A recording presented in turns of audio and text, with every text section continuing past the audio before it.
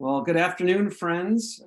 Welcome. My name is Doug Bouws, and I am Vice President for Client Services with Money for Ministry. So glad to be with you this afternoon for this webinar, Make It Meaningful, How to Build a Lasting Relationship with Your Donors. And we have a special guest with us today, Tom Hooper of Nimble Connect. I think, we live in a world where there's always so much more to do, and maybe there's something you feel that's really hard to do and hard to measure, and that's the depth of your donor relationships. How do you know how do you know when you've done enough? How do you know even what actually is enough? And how do you create those benchmarks to help you measure yourself against that? Well, believe it or not, Tom has given a ton of thought to those questions, and he's here today to tell us more about that. And we're going to learn why the relationship is so important, what needs to be done to meet base expectations in the long term, and the short term, with some strategies to help make your organization a donor's favorite. So I'm excited. I hope you are. Lots of good stuff in store for you today. As folks continue to log on, I just have a few items of interest and some housekeeping details. There are two buttons at the bottom of your screen that you're going to want to be aware of. There's a question and answer box, and that will be used throughout the webinar. If you have a question, something you've heard that you want to learn more about, type it in. We will plan to address those for sure. At the end, we've set aside a good 20 minutes to take your questions and to try to provide some answers and some insight into whatever it is you want to know more about. But we might even take them up in the middle of our presentation if it seems appropriate as well. So make good use of the question and answer box. There's also a chat window, and that's for you to engage with each other throughout the webinar. And how about this to get us started today? State where you're calling from and the temperature outside today. I happen to be in Grand Rapids, Michigan, and the weather station on my deck outside my house says it's 78 degrees right now. It's a wonderful, beautiful day here. So go ahead, you can start typing now where you're calling in from and what's it like outside. I'm kind of curious to see where the coldest and warmest spots are today. And then finally, stay tuned later in the call. You can sign up for a free consultation with either Tom or someone from the Money for Ministry team to learn more about anything you heard today. That'll be coming later. And did I mention the webinar is being recorded? So if you registered, you will automatically receive an email that says that is a link to the recording. So you can share it with your team. If you weren't able to be here live, you'll be able to watch it that way as well. All right, I'm looking at some of the folks who have written in on the chat. It's only 64 in Tustin, California, 86 in Florida. I'm looking to see if there's anybody who's colder than, there's somebody 60 in Seattle. That's about it. Overall, it looks like it's a pretty nice day around the country. So anyway, thanks so much for adding that in. I'd like to welcome our guest today, Tom Hooper. Tom has dedicated his career to the nonprofit sector and understands the importance of building meaningful relationships with your donors. His passion. Thanks for having me, Doug. Yeah, Tom, it's great to be here. I was going to say a little bit more about you, but why don't I just turn it over to you, because you're probably better at that than I am. We're so glad to have you. Tell us about yourself. Tell us about your organization, and how'd you get started in this really unique niche of donor relationships? Oh, you bet. Well, again, my name's Tom, and my company is Nimble Connect. And Nimble Connect was born out of a need that we had with one of our clients, was working with the agency side. And essentially what I did is, coming out of USC, just a little more background, is I've been in direct marketing wholly since USC, a little over 20 years ago or so. And so in the last 15 years, I've been strictly in the nonprofit space, working with agencies and guiding strategy on fundraising for multiple agencies, many dozens of different nonprofits around the country. And in the process of doing that, and noticing some of the drastic trends that happened after 2008, specifically 2010 and onward, that acquisition costs were on the increase. the retention was on the decrease. And in working with one of my clients, and also, studying the backgrounds of how to solve some of these problems, we realized quickly that our clients needed to, and we advised them to get on the phones, to start talking to their donors, to develop a relationship, and that this is going to be critical to actually making sure that they stay on board. Well, in the process of doing that, we realized that there's so many hats being worn by so many folks in these organizations that to actually coordinate that was a real difficult challenge. So Nimble Connect was born to solve for those issues. Would you like me to go into a little more about that, or more about background? Yeah, sure. Well, one quick, so you mentioned USC. Can you just say exactly what that is? I'm not sure if all our listeners, I think of a university that I'm not so fond of, but if you want to say a little more about that, go ahead. Is that university in South Carolina? I'm thinking Southern California, but I don't know. Well, guilty as charged. Yep, I'm a Trojan. Oh, okay. All right. So it is true. All right. So I didn't, okay. I wasn't sure what you were. Had you known, Doug? Had you known? Yeah. When I was going to business school there, direct marketing was my true love, and I never thought I'd be in the nonprofit space. But I had the opportunity shortly after I was saved, and my family and I were really starting to get into the Word and attend church and gear our family in that direction. I got laid off because God's got His plans, and didn't feel good at that time. And I had a few job offers, and I was told, and this is one of the first times that I really felt a clear message. I was told, you should need to go work with the nonprofits. Never mind that it's the furthest one out and it's the least paying. That's not what you're here for. I'm like, oh, okay, all right, so let's do that. And it's been absolutely glorious. And I feel like everything that I did with the agency and the fundraising, as well as what we're doing with Nimble Connect, is, we're a business, but we're a ministry through and through, from many different angles. And hopefully I can illustrate some of that along the way. Well, and maybe that's a good point to go into. I think you've talked to me about how this was really a functional operation morphed into a spiritual mission. Maybe you could say a little bit more about that and kind of the background to Nimble Connect. Yeah, okay, and that's a good segue. So Nimble Connect, what we do, to give you some a framework, what we do is we actually work on behalf of nonprofits, right, to do thanking and gratitude phone calls and real pin written notes to donors within a week of their donation being provided. The way we came into that, so we do calls and we do cards, but mainly we do gratitude and relationship strategy. And we have some programs that help along with that. But the way we got into that is, as I was mentioning earlier, that I had a client, and I was on a client visit, and she was very excited after having numerous conversations about this very thing, about retention, and she was bought into the idea of doing these phone calls and making sure that the thank yous were going to happen. Took me a tour all around their campus to the different departments, and along the way she's saying, this person's going to be involved, this person's going to be involved. And I saw, as I was meeting these folks, that they hardly knew what she was talking about, but she had a vision that all these folks were going to get together annually, put together a teleservices campaign, and they were going to thank you call once a year. And 3 years later, it never got off the ground. That's not her fault. She had too many things to do, and that's most of the people that are watching this likely have too many things to do, and that's when Nimble Connect was born. We're on agreement from day one when donor-centered fundraising was published, and that study about board members calling to say thank you to donors showed that they actually getting increase happened. I was in, and this was a solution for that particular client.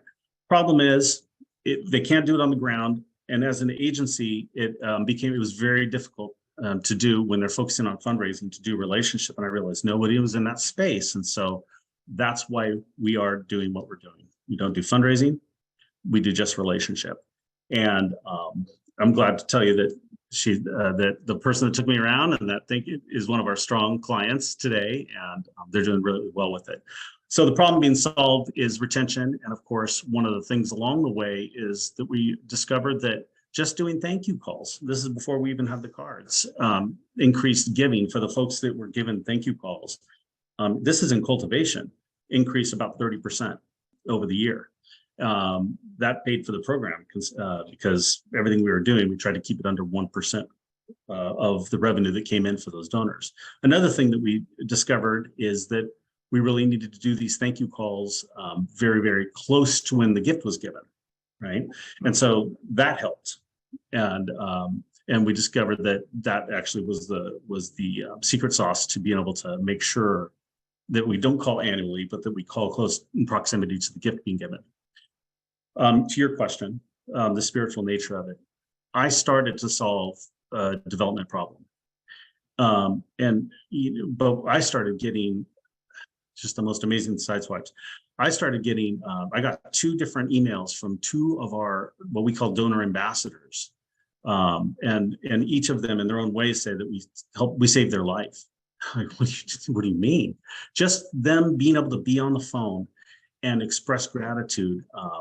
Each one of these folks lost their husbands and hadn't smiled for a long time. They had a very common story, and that making these calls and being able to talk to all of these organizations' donors was just the bright spot in their life. And so we have a lot of wonderful people that are deeply dedicated. So that part is a ministry, ministering to our own donor ambassadors and making sure that this is what they want to do and that it's their own ministry. So it's been quite a journey. So between that, helping the organizations themselves and those ministries, as well as, as we always like to say, we work for the donor.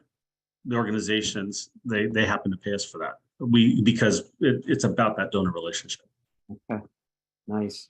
Well, you started to hint at this, but you've talked about solving for some of these development issues that your clients can't seem to make happen on your own. I wonder if you could dig a little deeper into some of the fundamental issues that you're trying to solve, the relationship between relationship and retention, maybe some numbers, studies, some anecdotes that demonstrate why these relationships are so important. Yeah, absolutely. I touched on a couple of those. I kind of went around with your question there, but it's relationships at the core of everything that we're trying to accomplish, and it should be at the core of what organizations today are trying to accomplish. I just watched a seminar yesterday, and Andrew Olson, who works with Dickerson Baker, brought up an incredibly good point. That decline that I saw over since 2008, 2010 to today in donor retention and acquisition costs, he put a little finer point on it and said that it really can spell disaster. We do have a shrinking giving population. Luckily, that population, and most donor files will reflect this, are giving more per donor, which is great news. However, it is shrinking, and that anybody that doesn't, he made this point, and he put his career where his mouth is. Anybody that doesn't concentrate on relationship at this point is really is going to have a hard time of it. They're going to have a hard go of it, because relying on these fabulous agencies that bring top of the funnel donors in and doing excellent jobs at acquisition aren't going to be enough. Retention is going to be the name of the game. It has been for a long time, but it's only going to get worse. And I say relationship because if you're not sowing an actual relationship, one that fosters trust, right, communication, something that they, factors of that they can count on, respect, generosity. If you're not sowing those relationships, you're really going to be missing out on a lot of those attributes of the donor that won't come out unless you give it a good try. So from a relationship standpoint, let me just real quick. I had some thinking to do here because I want to dig a little deeper for this. When it comes to relationship, we have family, we have relationships with our friends, we have relationships with our business coworkers, and each of them have their own little attributes, right? You're going to have ethics with business partners. You're going to have shared experiences with friends. You may not have the same politics when you grow up, right? But friendship has a lot of different attributes. But some of the the one common thing that threads through all of it is trust. And nonprofits right now need to be developing trust, and that trust is going to be developed through relationship. And because the three elements that I've isolated are trust, competence, and a shared purpose. And your donors obviously agree with the purpose of which you're engaged in, right? Otherwise, they wouldn't have given that first, second, third gift. They feel like you're competent. But one of the real issues that we're having today nowadays is the trust factor. Trust used to be a commodity you can count on with all the people around you, but trust is declining in the world with fake news, with AI. There's going to be a real trust deficit in the future, and getting ahead of that is going to be critical. So we put relationship and the heart of the donor and what drives them at the center of everything. And quite frankly, you're just touching on the surface when it comes to our services, right? To be able to be out there and try and say hello and thank you and get on the phone and have prayer requests, which is what we do with every single one of our calls. That's a starting point. But yeah, when you say digging a little deeper and solving for those problems, it really does have to do with that. But then what I shared earlier with some of the numbers, it does solve also for a lot of problems that are being organizations are being hit with. So for instance, in the cultivation and new donors, for cultivation retention, we've actually seen in cultivation retention an increase by about 24%, overall giving increasing by about 30%. And then we have a 27-month study that shows we had a 92% increase in second gift conversion.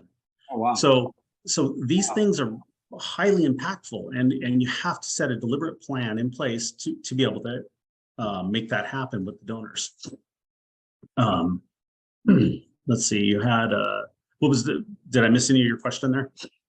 I just keep, as I'm listening and I'm reflecting, there's so much that I love at so many levels. Trust, for one. I mean, when we think about it in terms of the gift in the will, such a huge piece of that is factored in on trust, or is built on trust as well. So that part I love. But then I think too, and I heard you say this once before, I thought this was so helpful. I don't think any appeal or acquisition is written as a finger wave, but sometimes it can feel that way. And I think what I hear in this, and what I think you might be, there's something about the gratitude that brings a smile, or that somehow turns the corner in that relationship, that warms it up. I think that's what you're about. Would you agree?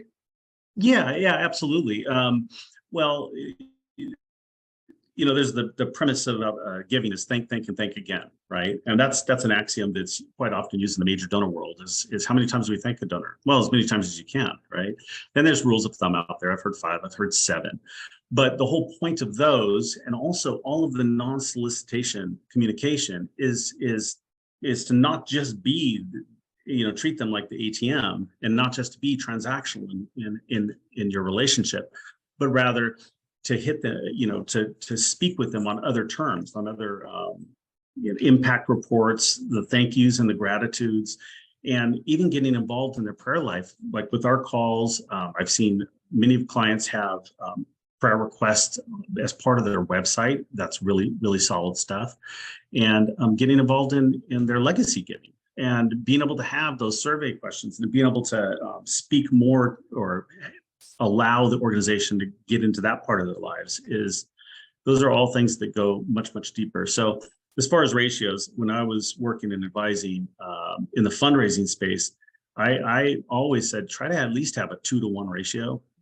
What are the two key touches you've had between any asks that you've had? For instance, in like an email chain, that if you're always asking, they're always going to be ignoring your emails, right? But if you're offering content within an email, and this is true with any communication, with the next one open rate in mind, then you are working towards relationship, and you're not just beating them over the head.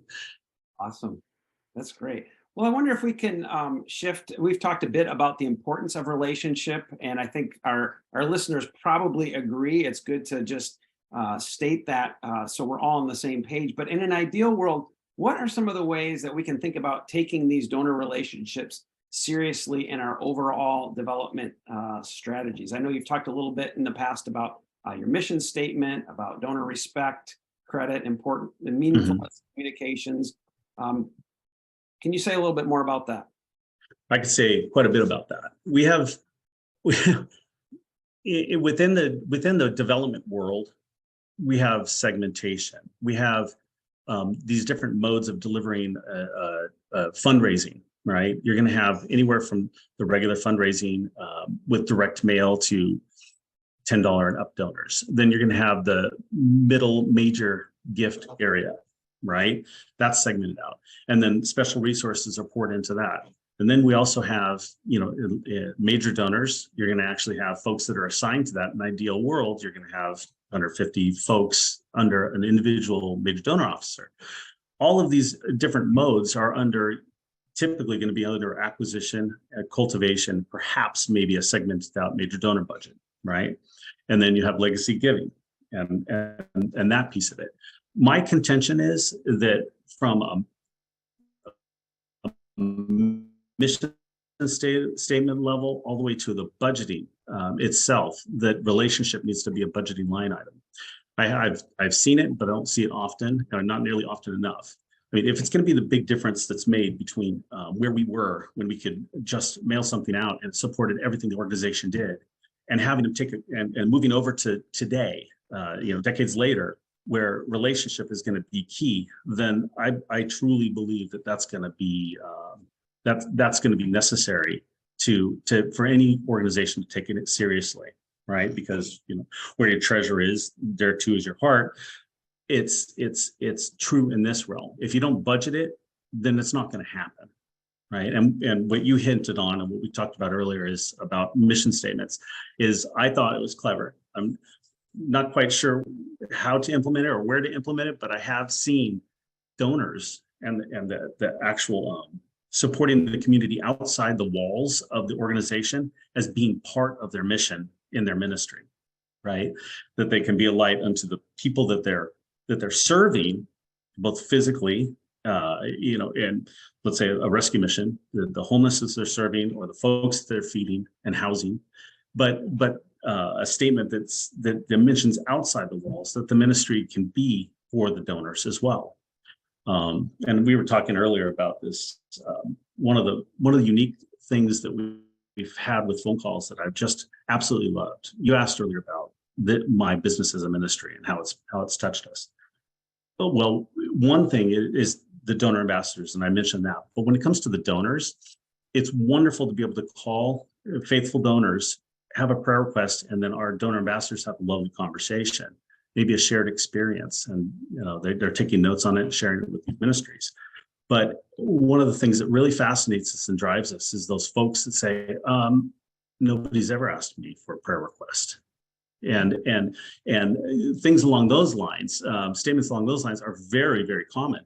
Nobody gets offended. We've never had negative feedback in the years we've been doing this, but it always makes me wonder. And as far as kingdom work, just asking somebody for the first time if they would, had a prayer request, somebody that has, a shared, shared purpose with the organization. They want to support feeding. The organization does feeding or whatever it is that they have that in common, but what's not in common is the faith element that in some way is God using these calls and this relationship development to help the ministry outside the walls. So, those are some of the things that we love accentuating and we love to bring out as part of what we do. Fantastic, Tom, love it. I wonder, can we drill down when we were talking at a higher level? What are drill down into those concepts? What are some things that people who are listening today could do right now to start to increase their donor retention through donor relationships? Okay. Well, first of all, take it seriously. I mentioned that in the budgeting and in the mission statement, but there's a lot of fundamentals that have to happen. I think first and foremost, make sure that you're getting your gift receiving out, right? So we're going to go into the tactical here a little bit. Make sure that those gift receipts are getting out in a 72-hour window. And that if you're going to be doing thank you calls internally or through somebody like yourselves or any firm that you have, is to make sure that those are done within a week's time period. That's a perfectly reasonable time frame. Thank you notes. Okay, that's a little more difficult because, at what we do is anybody that's $200 plus, make sure that they have a handwritten thank you note. And of course, so monthly donors don't get inundated, we'll merge out and make sure they don't have more than 4 in a year, so we don't over solicit or over communicate. But those things are some good starting points. Some other things that you should consider are impact reports, right? Those can come in the form of newsletters, depending on your newsletter pacing. Newsletters are a great way to let people know, in the mass scale, what it is they're giving for, right? Where's their money going? But the impact reports are typically can be a little bit smaller. They can be in the form of a postcard. I've seen one organization sent a postcard, just told a story about one person and went in a postcard and went out. And of course, it could be part of email series. So these are just touch points along the way. So you got the thank yous, impact reports. Some other things is making sure they get an annual report. Do they look at it? Maybe. They might already be bought into what it is you're doing, but it's the trying, it's the effort, it's the thoughtfulness. And the bottom line to a lot of the relationship development ideas that are out there, and when it comes to execution, is making sure you execute, not have just a few ideas and to put a strategy behind it according to different segment levels and making sure you're not overspending against it, but to make sure you're actually doing some of the basics, thank you calls, the impact reports, the annual statements, those kind of things. Receiving the 72 hours. And then on the other side of it, and it's something that we really try to do, and this is big for relationship, is what is the actual payoff for the, what is the payoff that is benefits the donor, right? So everything that we try to do doesn't have the appearance of trying to solicit anything, right? So what we'll do is we'll have prayer requests at the end of our calls, but we have some folks that say, well, we don't want to do prayer requests. What else can we do? Well, we'd love you to come down for a tour. We'd love you to come down for an event. It's all things that are offering something up to the donor. So those communications should be, thank you, and we appreciate you. And also, what else can we do for you? How can we serve other people in your community? Messaging like that. So inviting folks to graduation. If you have some culminating event with respect to your organization, like rescue missions or who have graduations with addiction recovery, invite donors to an event like that, or at least remote in to be able to do that. So fundamentally, you just need to make sure that those touch points are non-soliciting. At least on a 2-to-1 is what I recommend, but there's a lot of schools of thought on that. And also to make sure that these messages are clean. And what I mean by that is that you're not asking for anything. Yeah, awesome. Those are just a handful of the things that can be done. Lots of good stuff. You said something at the outset that I wondered, I'm not sure if we touched on you talked about the mission statement. I wonder if you could say a little bit more about how does the mission statement of the organization impact what you're thinking about here in terms of donor retention, donor thank yous? Well, it was more about what I was referring to. That was more about when a mission statement, specifically boils down to who it is you're serving and what you're trying to accomplish, right? And that sometimes, at some point, if there's a reconsideration of mission statement, I thought it was pretty remarkable, and I wish I could remember the organization that did this. I used it as an anecdote here, but that it was more to emphasize the fact that you need to be considering the donors themselves as part of your ministry, as part of being outside the walls. So I don't have an example on hand right here with me, but effectively, if almost like a budget itself, you have a mission, and that mission guides how you make your decisions, what you do, what you're going to do. The budget guides where you're going to put budget, what you find is important, Those are two parallel tracks of the same concept. It's where you're going to focus, and I really do believe that focusing on the relationships of the donors should be so high up in the priorities of the organization that it could very well become part of a mission statement. Okay, that's helpful. I wonder if this is, and I wonder if a question might come from some of our listeners about this idea. I mean, you focus so much on the donors. Is there a caution in there? I mean, how do you make sure that, I mean, if the donors are part of your mission and they're part of in the mission statement, how do you continue to maintain that direction that you want to go without letting the tail wag the dog, so to speak, or the donors driving the strategy in a way that's not helpful to the organization? Oh, that's a good point. And it's very current. That's a very current topic that I'm seeing a lot. As you want to be, you can be a donor-centric organization without being a donor-driven organization. And there's a big difference between those two things. Being donor-centric is the tip of the hat. It's the courtesy. It's the appreciation, the gratitude, all those things that to beat relationship that a good relationship will have. Respect. When I mention the mission statement, that's a great cautionary tale. Donor driven is a totally different thing. There's a lot of organizations, gosh, I've seen it a lot in universities, where you'll have demanding donors, high level, large donors that will put so many heavy conditions on the gift that it's going to be onerous to the institution. And no, that's not what I'm saying at all. Yeah, those kind of things are to be avoided, to be sure.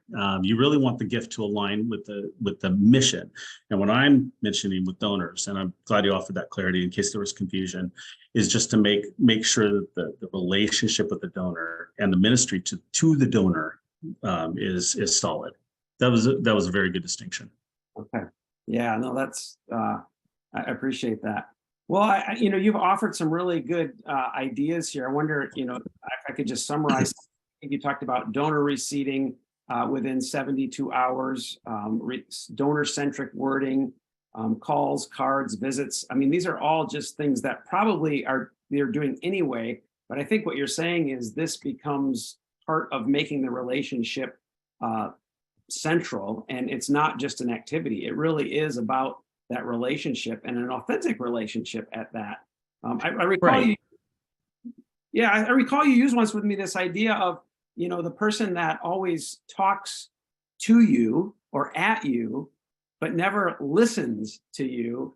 I mean, how do you walk away from that relationship and you feel used or once it was one-sided? Yeah, and that's good. You're right. In a previous conversation we had, that's a great illustration of how relationships actually work in the real life. How do you do this with an organization? The key is thinking about relationships that you have, or better yet, strangers that you meet, and it could be in some kind of mixer or some party where you're meeting new people. Maybe it's a networking event. And you can come away a couple different ways out of that conversation with a new person. It could be you're driving down the road and maybe talking to your spouse, like, yeah, I met with Frank, and Frank was just talking about himself, and he had no interest in what I was about, and I felt like he didn't even listen. And you can think about all those attributes of that one-on-one conversation, and did that go well or not? But then if you're driving away and you're talking to Jim, and you came away, Jim, wow, what a listener! Wow, he was engaged with what I had to say. And How to Win Friends, Influence People. One of the functions in the opening chapter was a bunch of folks at a party, right? It was a Dale Carnegie observation. They were at a party, and one of the people at the party said, "Oh, so and so was awesome." Forgive me if I'm butchering this, but I'll get the principle right. It's so long since I read it. But such and such person was so great. What a fantastic conversationalist. Well, the fact of the matter is, they sat there for an extended period of time, and that person never said a word. All they did was listen, and they were deemed a great conversationalist. So in that way, just having consideration for donors' needs, donors' wants, having an ear to the ground is always going to be, one of the most sound things you can do. So it's thinking about donor relationship in the framework that what is the person that you drive away being impressed with, and what are the ones that you aren't impressed with? Which one do you want to be as an organization? Right? Follow those principles. You can always tap back to some personal anecdote in your own life that's going to hit on that principle. It's a good way to remember and frame how you want to act. What's interesting is some of the comments that came in, or some things that people wanted to talk about is how do you start? How do you set a meeting? And a lot of it seemed to be nervousness around how the donor thinks and feels. And I think what's interesting about that, again, a framework to think about, is that the donor knows their role, and the donor knows your role. And so often, especially in I've heard this in major donors a lot, is they're just waiting for you to do your job, right? Then what that is what I mean by that is that they know you're working with an organization, nonprofit. They know that an invitation should be coming. It's not like you're the only nonprofit they're working with, or as a major donor, or the only one they've heard from. But just like with a major donor and getting that appointment and making that ask, when it goes all the way down into we're on the fundraising side, when it goes all the way down into the appeals and the offers, you get to the point, right? They know why they're there. They know why you're there. So any nervousness around having this relationship with the donor, or talking about your organization, or having money at the center of that organization, or of those conversations about the organization, they know. Give them some credit. I think that's one of the biggest things that I've heard over the years that can loosen up the nerves within a donor conversation. They're expecting that. That's part of the exactly. Yeah. There's no surprises. You're going to ask them for something. You're asking them to believe in something you believe in. That shouldn't be hard. If you truly believe in what your organization does, that it should be, you're working on blessing them through a gift. And that's the whole thing behind what you guys do, with the legacy. You're part of their legacy. The organization is deep in their life at that point. I think that's really important, Tom. I really appreciate how you that last segment, how you talked about, because I think the temptation is to say, the hope is that this is the thanking that is really about an authentic donor relationship. But the cynic among us might look at this and say, it's just another tactic to get more money from our donors. But I think what I hear you saying is, what it really is about is this authentic relationship. But we know that the relationship at its heart involves some invitation to invite you to participate, yes, which includes your finances. And that's okay, because that's what they're expecting. It is okay. That's all right. It's nothing to be nervous about. And that's a great point. It's something I wanted to talk about that I actually missed. Is there's a couple of different modes of the of these communications that you're going to have with donors. One is what I like to call the mechanized side, and then there's the hyper-personal side, right? And you're gonna have the social media, you're gonna have the standardized thank you notes, things like that. Those are things that I hate to say set it and forget it, because you should have some conscientious thought behind the strategies for each of those, of course. But those are unautomated and on a mass scale. And what a lot of what I'm talking about is that middle ground. It's giving the donor the opportunity to be heard. So when you reach out on the personal side, now come off of the mechanized side and come back to the personal side, and you're going to have the conversations, and you're going to have the notes and the thank you notes with perhaps a phone number on how they can call and personally talk to you. Just a hint there. Those become then full circle conversations. And so much is talked about in that middle ground relationships, especially middle major. Major donors, they're covered. They have somebody to talk to, right? That middle major, where you're bringing people up into the middle, to give them an opportunity to be heard, is critical. And so what we do is we're conscious about taking a lot of notes on the calls, and those notes work themselves into the system. And that each note that goes, and this goes along with some of the things you could do tomorrow if you're doing thank you calls, every single note that comes through, whether it's, you get this a lot, address changes or something like that, or some big deal like, can you take my husband off the mailing list? All the way to, can you send me something in the mail because I want to give again. Those are all things that happen every single day with these calls. Every single one of those things should be responded to. And the team resources can dictate what that looks like. When prayer requests come in, we say acknowledge the prayer request. Send a little card to acknowledge the prayer request personally. Have the prayer team have some cards sitting there in the middle of the table. These are full circle communications, and boy, does that $25, $50, $100 feel hurt, right? And if they have capacity and you're doing that with them, who are they going to give to? Of all the 5.3 organizations that they're likely giving to, I think that was a national average last time I looked. It's probably different. All right. But if, of all those organizations, who are they going to dial up their giving to? It's going to be somebody who hears them out. So any way that you can, and it's not going to be everybody. That's okay. But the ones that do come in, take them seriously, dedicate some resources to it. Again, budgeting, right? FTEs of staff to respond to these things. If they're budgeted, they'll get done. Make sure that they're going full circle with all of these little tiny communications, because you never know what they're going to turn into. Not only that, if it's recorded in your database, then you're going to have some good fodder for case statements for upgrades and major donor conversations in the future. Thank you, Tom.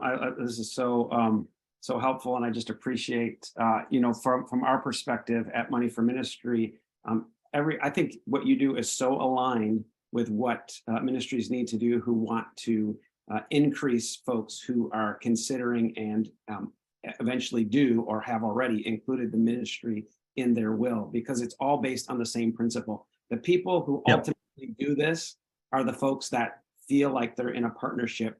They feel, to leave a gift in your will is essentially to say that this ministry is now my heir. They're part of my family. Sometimes we talk about this idea of the child named charity, the idea that if you have 3 children, you create a 4th and it's your favorite charity or charities. But it's all predicated on this trust that you've talked about that's already happened, that is built over time, not in a moment, of course, but right. It leads to this sense of shared purpose and shared ministry together. So I think it's wonderful concepts that you've talked about today. I wonder if we can to switch and we have some questions here from listeners who have both registered, and then of course, if anyone has anything coming in from what they've heard today, they want to post in the Q&A, we would love to take that. Before we transition to a time of question and answer, I do know that Janie from our team is going to put a poll up. If you would like to receive a consultation with either Tom or someone from the Money for Ministry team to learn more about anything you've heard today, you can click in that poll, and we will that will be a way for you to request that. So you can, of course, click to make that go away if you just want to see us again, but that should be on your screen right now. So I wonder if we can start out, Tom. One of the questions that came in from a registrant and really anticipating, I think, what we've already talked about. We're talking about thank you calls, donor receipting within 72 hours, handwritten notes. All this stuff takes time, right? And that's right. That's the main thing. So how do you fit in meaningful donor communication when for most people their plate is so full already? How do you do this without making donors feel like a number? How does this happen? Well, well, first of all, just an acknowledgement to somebody who will ask this question. It's almost everybody I've worked with has asked this question at one point. It's one of the reasons they're working with us, because they want to reach out further in their file. But prioritization, right? So you have to prioritize everything you have on your plate. Your number one goal, and this is, again, I hate to harp on this and wag my finger at people that don't want to budget this stuff, but where you budget, you pay attention, right? you have a budget for your position as a full-time employee, an FTE, and you have certain things that you're mandated to do. First thing is, don't make this something that's an afterthought, right? This has to be carved out of your 40 hours or your 30 hours or whatever it is, and to be very deliberate about it. And then within that context, prioritize what's the best use of the time that you can do, right? And so that's just for you. And for the individual asking the question is, do what you can, where you can, in the highest impact area. And then, of course, then it goes down into, after you prioritize, you can either automate. That's not very personal. I wouldn't recommend that as much as possible, but you have automate, which is some of your receiving and your thank you notes, and to make sure that those get off your plate and they're not something that's taking a lot of your time. The mechanized pieces that I was talking about, and eliminate, the automate, eliminate, or delegate is something that to really keep in mind when you're looking at scarce resources like your own time. Automating the mechanized pieces, but when it comes to the personal pieces, I always, just coming from the fundraising background, I always think about the donors and where they sit within the file, and what their capacity is, and those are real questions that we actually have to address.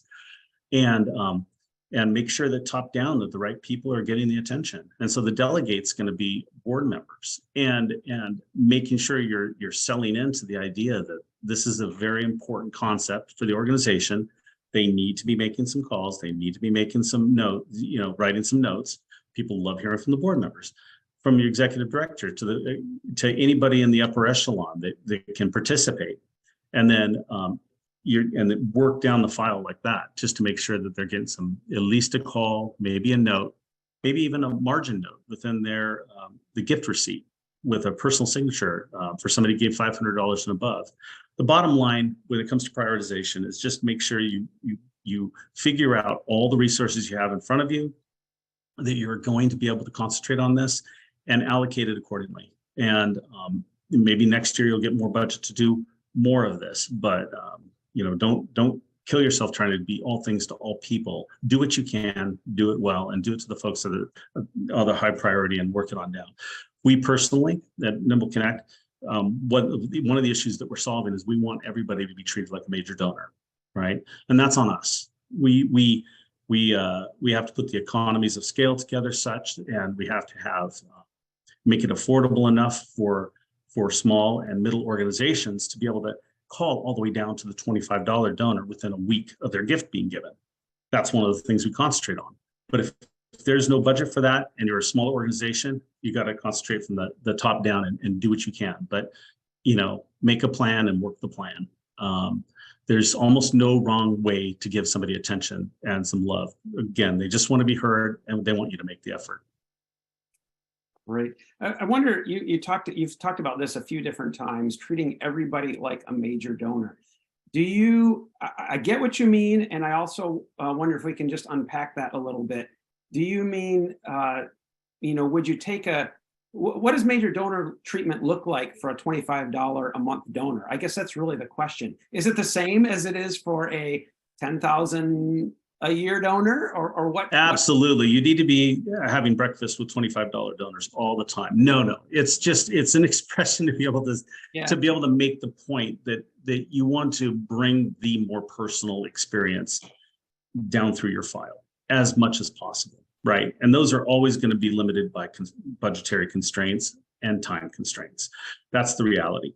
However, if you want to think about what is the mountaintop, what is that high goal that we can aim for, it's to give as many people as much personal time and attention, taking not just leaving it to the mechanized part, but making sure that maybe it's not 25, maybe it's 50, maybe it's not 50, maybe it's 100, but you have to assess that as you go and set the goal in the future to get as much personal contact and even if it's perceived personal contact with folks as far down the file as you possibly can.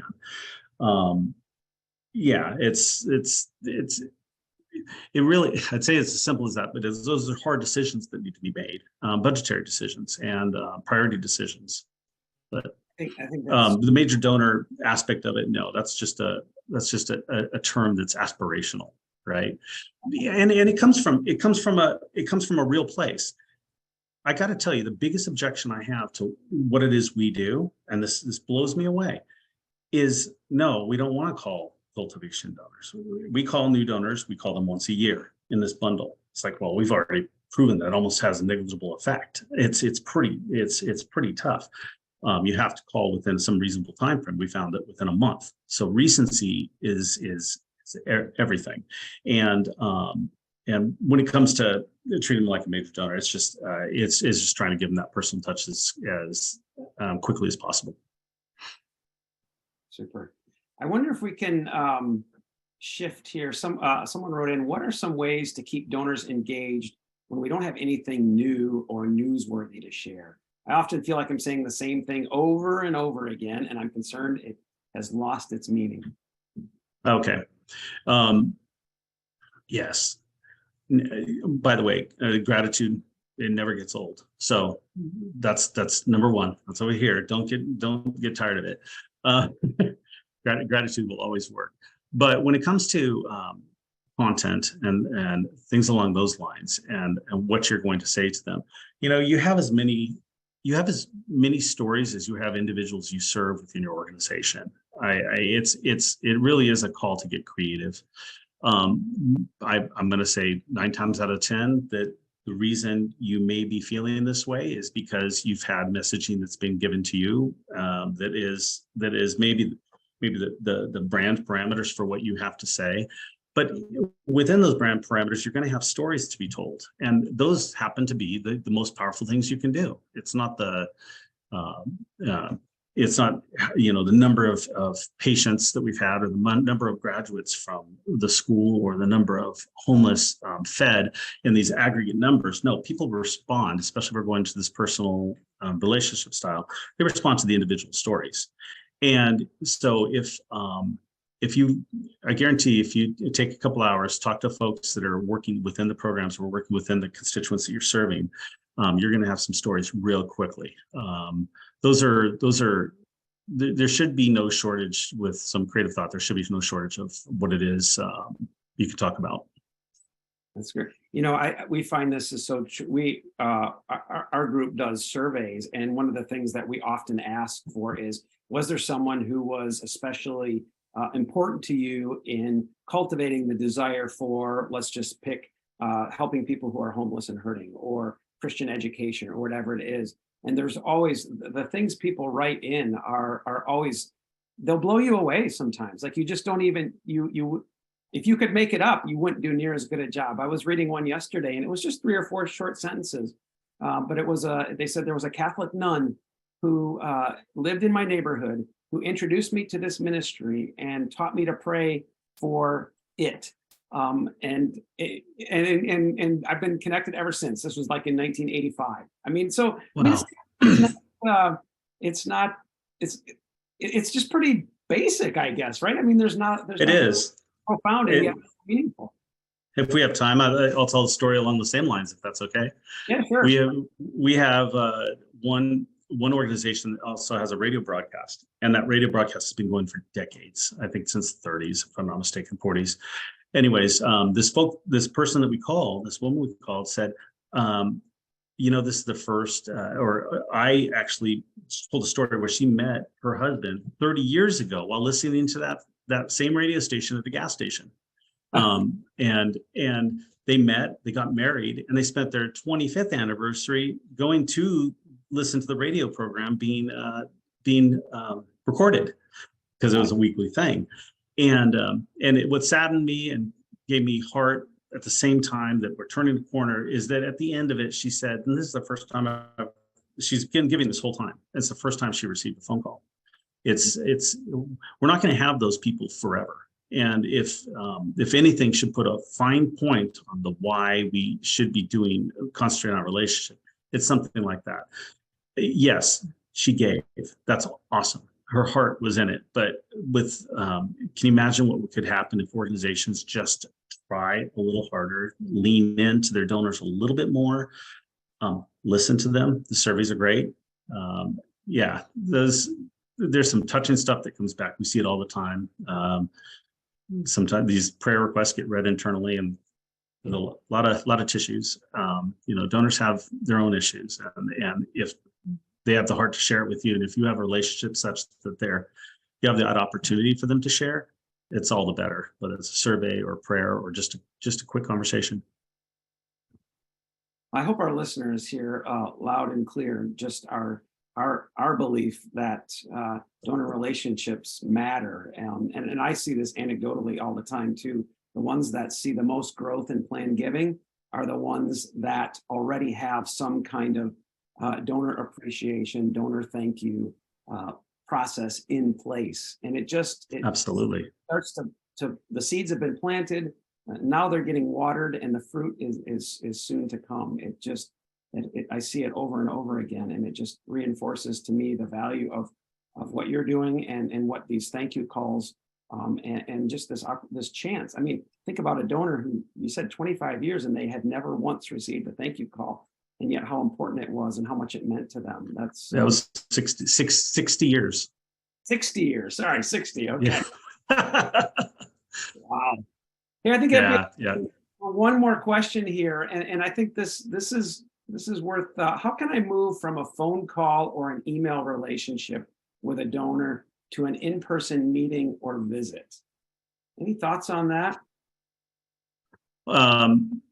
Yes, and it has a lot to do with being what I said earlier. A couple of things were coming in my head. One is being very deliberate about your goals within the individual donor. As if you have plans for a donor that you're targeting to come in, then my thought is you're likely working on a capacity that you've noticed that they're giving an X level and you want them at Y level.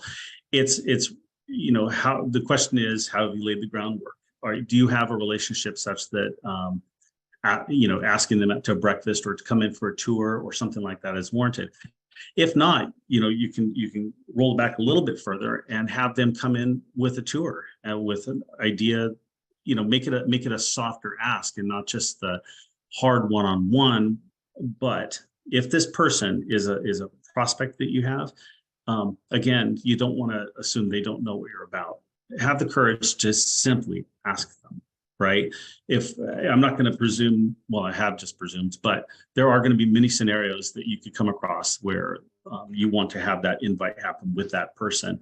I would just, have the courage to ask, because, if you don't, then that next organization will, because they're going to recognize that as a potential donor and somebody who's really ready to, make a decision to contribute, and you want it to be with your organization. So don't be shy, pull the trigger, and just speak it as, the best you could hope for, or not the best you could hope for, the best that I could, make it as personal with them as possible. Obviously, if you've had tie it into prior conversations, but make it as low key and easy as possible. But really, just the courage to ask is at the core of that. Awesome. Hey, there's a quick stat question. You restated some stats earlier in the conversation. It ended with that, wow, 92% the conversion. I think the second gift conversion. What were somebody wants to get those stats down? Yeah. Let's real quickly. Yeah, this was a 27-month study we did just on thank you calling. It started, that was over a 27-month period, to be clear. And we have another one that we did for 12 months. At the 12-month point, we saw that for folks that got no call, had a 19.8% second gift conversion within that 12-month period, 12 months. And that the second gift conversion was up to 48.7%. And then with another client and a longer term case study that was, again, 27 months, it went 43% for the new donors with no calls. And that when we looked at that cohort traveling through the 27 months, we noticed it was a 93% second gift conversion. It's all over the map, I'm going to admit, and really at the core of how your organization is going to perform is going to be how well you're doing it now, and how much of a degree is a phone call going to bump that up. If you're absolutely ignoring all your new donors, this is going to have a dramatic effect, right? And not that these people were ignoring it. They had some things going on, but so it's what is your starting point, and then what kind of impact above that are you going to be able to expect? It's going to be positive, and I think one of the key things is whether you're doing as an FTE and you're hiring staff to do this, or you have volunteers that are making these calls, or you have us do it. The break even typically tends to be under 1% return. In other words, just to make those calls, all you need to see is 1% increase in giving, and it's going to pay for itself. And when we see 30 to 1 ROI, it's paying for itself.